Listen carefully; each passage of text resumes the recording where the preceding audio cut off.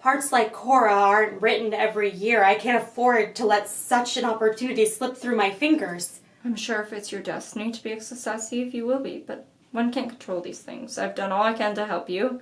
I got you the chance to read. Obviously, you did well. You wouldn't be called tomorrow, but from now on, it's in the lap of the gods. Not this time, Mrs. Roberts. The gods don't come into it. It's in your lap. I understand the decision is up to you. You seem well informed. I make it my business to be, Mrs. Roberts. A lot can happen at that audition tomorrow. For instance, I might not do as well as I did on Thursday. I might be nervous, knowing how much depends on it, or I could be tired and not do my best.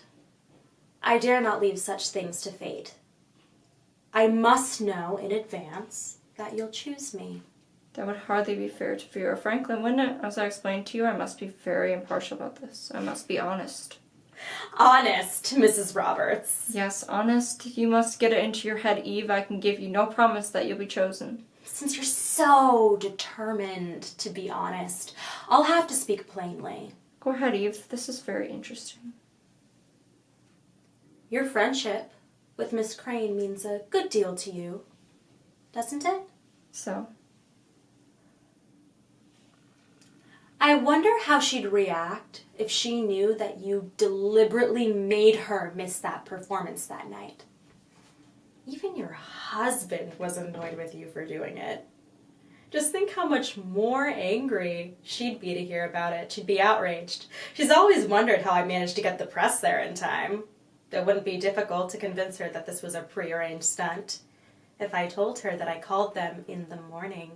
Eve, this is blackmail. You can call it whatever you like. It doesn't deter me in the least. There's another point that occurs to me as well. What about Mr. Howe?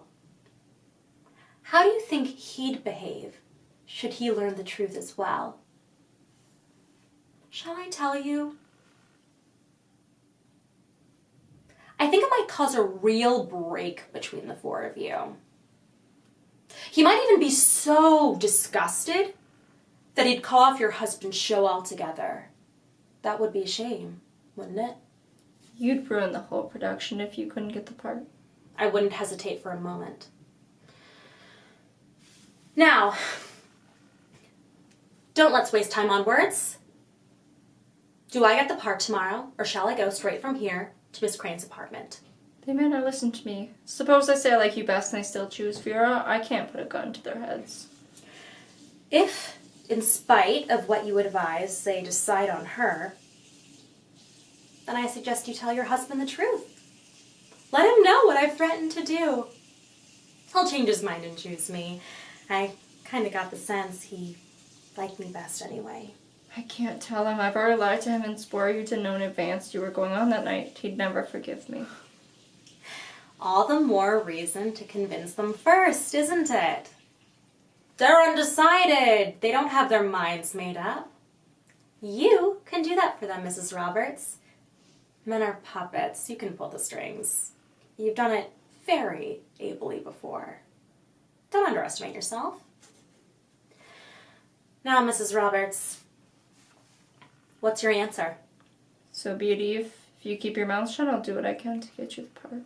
I knew you'd see it my way. Now I must run along. I'm sorry I can't stay for lunch, but I need to get back home and work on the script.